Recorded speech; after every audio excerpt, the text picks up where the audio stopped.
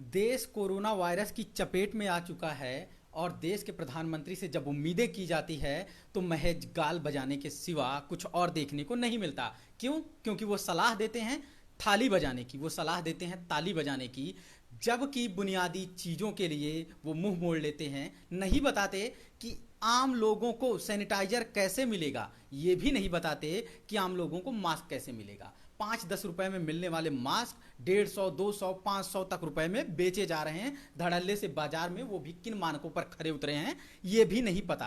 क्या एक सरकार की ये जिम्मेदारी नहीं है कि ऐसी आपात स्थिति में आम नागरिकों को सैनिटाइजर मुफ्त पहुंचाया जाए और मास्क भी घर घर पहुंचाया जाए? अगर बाहर निकलना, यात्रा करना, ये सब तमाम दिक्कतें हैं, तो फिर अगर इन दिक्कतों से बचाने के लिए सरकार सच में गंभीर है तो लोगों के पास सुविधाएं पहुंचनी चाहिए। लेकिन हो रहा है उल्टा, सारी सुविधाएं खत्म कर दी जा रही हैं और कहा जा रहा है कि आप सहयोग करें।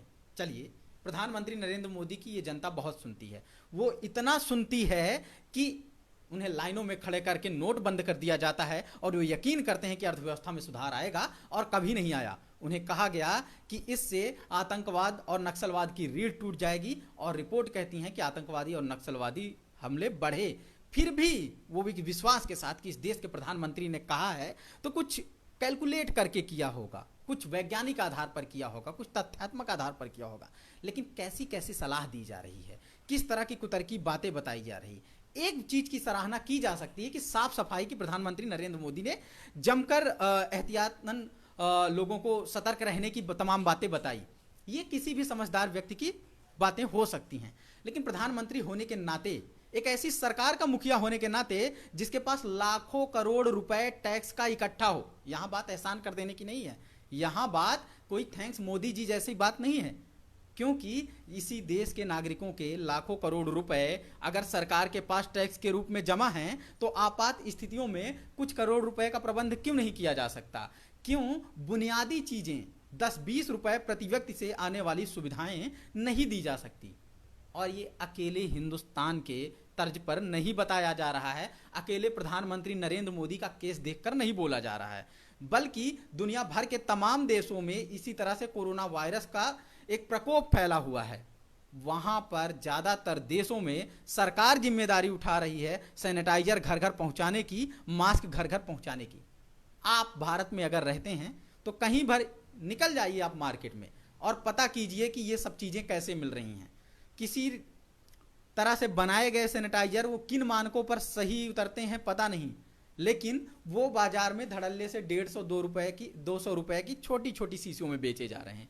उसी तरह से जब आप जाते हैं मास्क लेने के लिए तो मास्क किन मानकों पर खरे उतर रहे हैं, 3 लेयर है कि नहीं, और उनमें जो बने हुए छिद्र हैं उसमें से किसी भी तरह के वायरस को रोकने की क्षमता है या नहीं, ये नहीं पता होगा।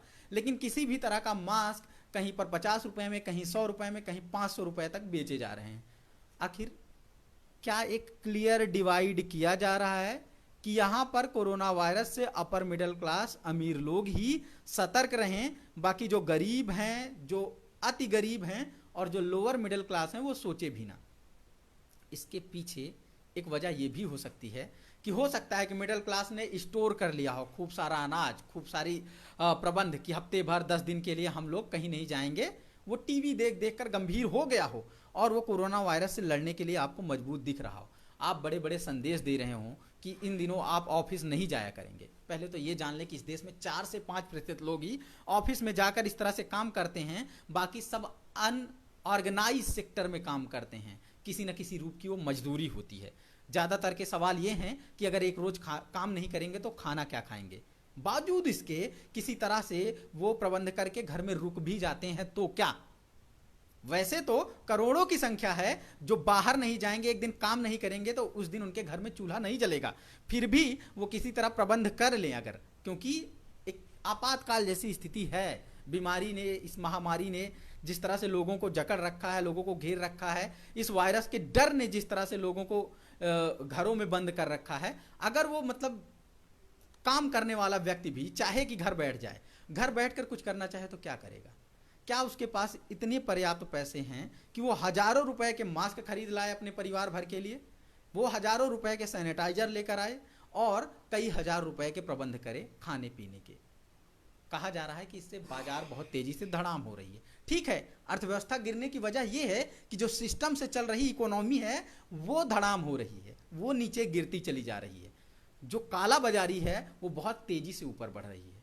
अगर इस बात का आपको शिनाख्त करनी है, इस बात की सच्चाई जाननी है, तो आप चले जाइए अस्पतालों में, मेडिकल स्टोर में, प्राइवेट अस्पतालों में चले जाइए। सरकारी अस्पतालों का तो बुरा हाल है। माना कि वहाँ पैसे नहीं लगते हैं, लेकिन किस तरह से बदतमीजी से डांट कर बात किया जा रहा है।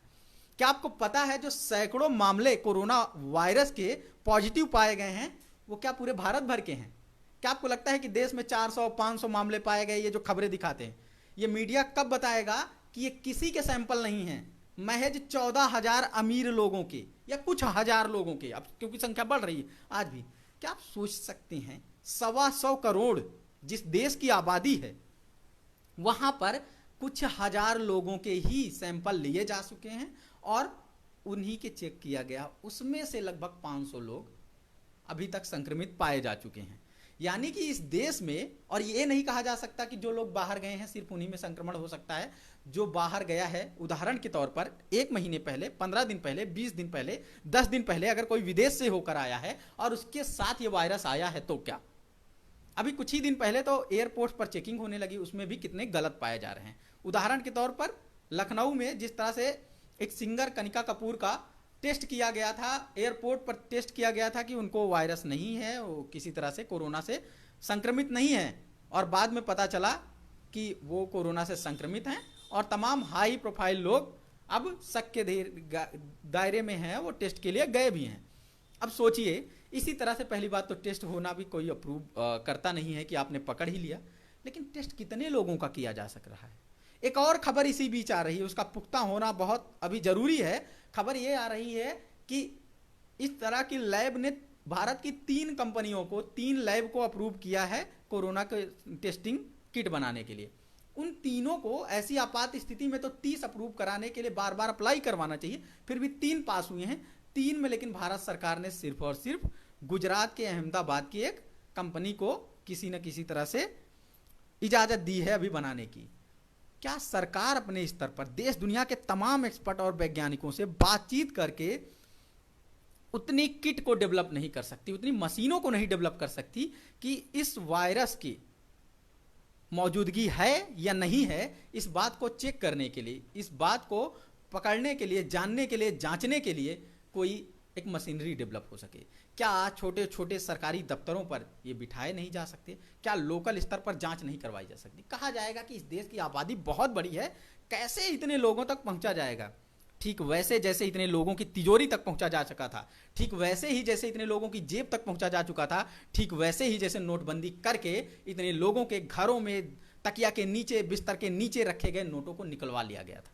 अगर एक इंसान के घर पहुंचकर उसके बिना मन के उसकी नोटों को बदलवाया जा सकता है, बैंकों की लाइन में लगवाया जा सकता है, एटीएम की लाइन में लगवा कर दर्जनों लोगों की जान ली जा सकती है, तो जब खुद लोग इच्छुक हैं कोरोना वायरस की जांच कराने के लिए, हर शख्स डरा हुआ है इस देश में कि कहीं वो तो संक्रमित नहीं है, लेकिन जाए तो जाए कहां, जांच कहां कराए, किस अस्पताल में जांच हो रही है, क्या उसे पता है?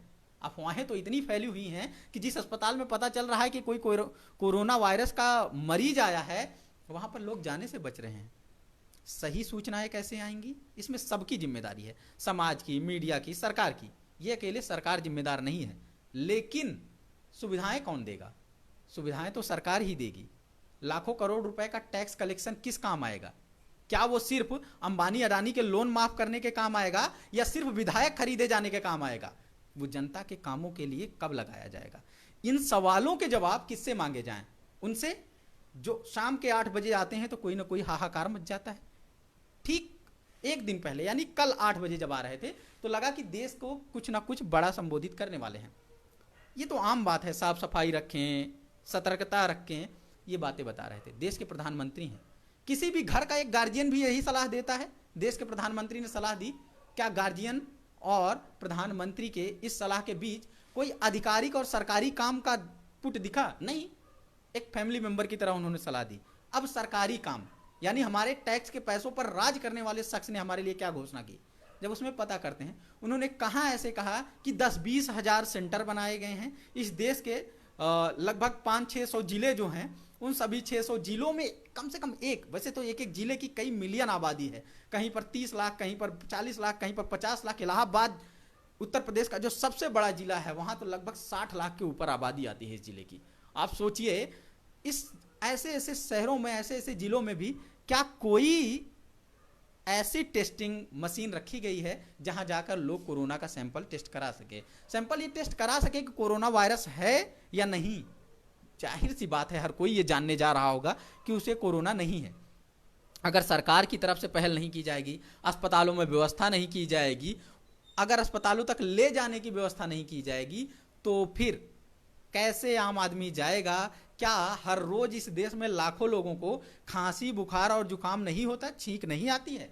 अगर वो है तो वो कैसे पहचानेगा कि वो कोरोना का मरीज है या आम सर्दी जुकाम का मरीज है? उस फर्क को पहचानने के लिए सरकार को पहल लेना चाहिए। दुनिया में आपने बहुत सुना होगा, खबरें एक महीने से आ रही हैं कि इटली बुरी तरह से कोरोना की चपेट में है, और चाइना, इटली और चाइना की बात अलग है। वहां पर इससे बुरे हालात थे, फिर भी काबू पाया गया।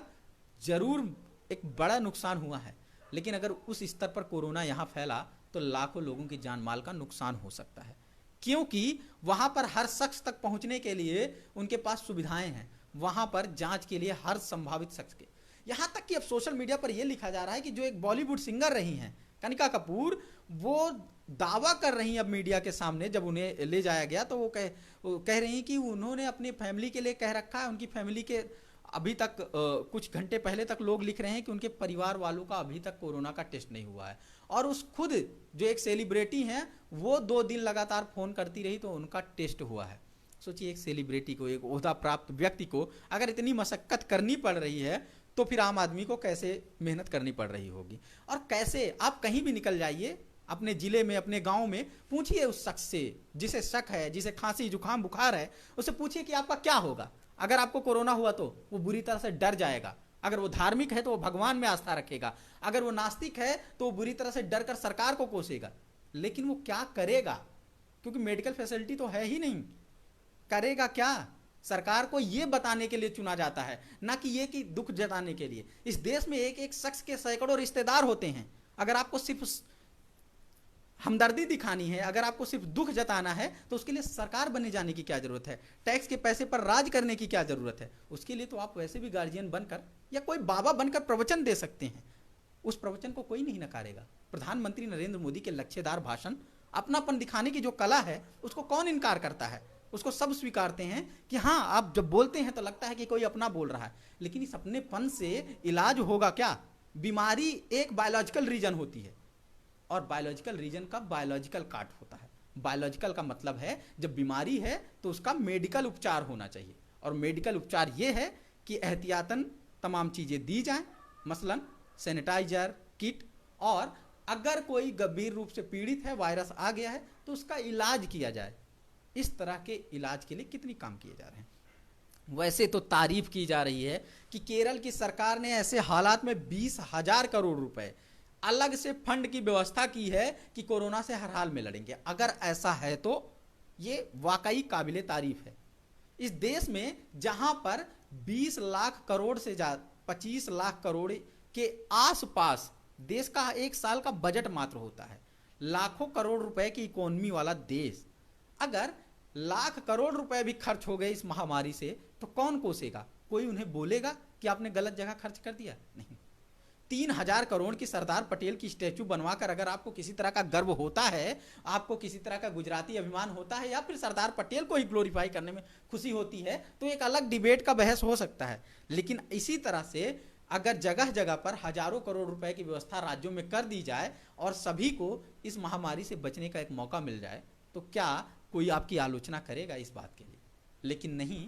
थाली बजाने और ताली बजाने से हो सकता है उत्साहवर्धन हो, लेकिन किसका? जब व्यवस्था ही नहीं है, अस्पतालों में ढंग से वैकेंसी कभी नहीं भरी गई, अभी भाजपा की सरकार हो या इसके पहले कांग्रेस की सरकार हो, जब डॉक्टर की कमी है, नर्स की कमी है, मशीनों का तो घोर अभाव है, उसे कमी क्या कहा जाए? कुछ एक हुई होंगी जहां पर चेक हो रहा होगा, दिल्ली, लखनऊ जैसी जगहों पर। सोचिए लोग कहां जाएंगे? दहशत में मरने की तरफ छोड़ दिए जाएंगे। 100 साल पहले जब कोई महामारी आती थी तो लोग किसी न किसी तरह से डर कर बैठे होते थे कि अब मरेंगे या तो कुछ बच जाएंगे, इसी तरह की बातें करते थे। क्या ये वैज्ञानिक रूप से डेवलप देश में इस तरह की बातें सही होती हैं? अगर आप अपने आप को विकसित देश बनाना चाहते हैं, विकासशील देश हैं, तो फिर कैसा विकास की ओर कैसे अग्रसर हैं?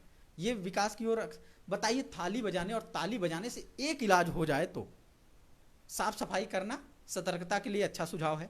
उसके बाद क्या करेगा आम आदमी? अभी कहा जा रहा है कि दिल्ली सरकार ने भी कुछ व्यवस्थाएं की हैं, उनका भी देखना होगा, क्योंकि टैक्स कलेक्शन दिल्ली सरकार में बहुत ज़्यादा आता है। अगर वो भी एक बड़ा हिस्सा लगा देते हैं तो कम से कम राजधानी के लोग इससे बच जाएंगे। और ध्यान रहे, सबसे ज़्यादा लोग दिल्ली और मुंबई जैसी जगहों पर विदेश से आते हैं। इसमें कोई शक नहीं कि ये बीमारी विदेश से आई है, तो उसको कहीं ना कहीं काउंटर किया जाएगा। और इसी बीच तमाम तरह की अफवाहें फैल रही हैं, उसे रोका जाना चाहिए, उसे समझा जाना चाहिए। इस दुनिया का सबसे ताकतवर शख्स जिसे कहा जाता है प्रधानमंत्री नरेंद्र मोदी, जिसको अपना दोस्त कहकर गर्व महसूस करते हैं, उसके बारे में भी कहा जा रहा है कि जगह जगह बयान दे रहे हैं वो डोनाल्ड ट्रंप, जो यूएस के प्रेसिडेंट हैं, कि ये चाइना का आया हुआ वायरस चाइना का, कोरिया का, अमेरिका का, जापान का नहीं होता है। और अगर इसी की गिनती होने लगेगी तो दुनिया की सारी बीमारियों की जड़ अमेरिका ही है जो फैलाता है। कौन सा वायरस कहाँ है, कहाँ से आया, ये नहीं कहा जा सकता। हाँ, चाइना और इटली में एक ही समय पर बहुत ज़्यादा प्रभावित लोग थे। अब ये पता करने का विषय है। ये वक्त है दुनिया को एकजुट होकर लड़ने का, और इस देश के संदर्भ में सरकारों के कुछ करने का, हौसला बढ़ाने का मैसेज 3 दिन बाद एक बार आकर टीवी पर दे देने से कुछ नहीं होगा।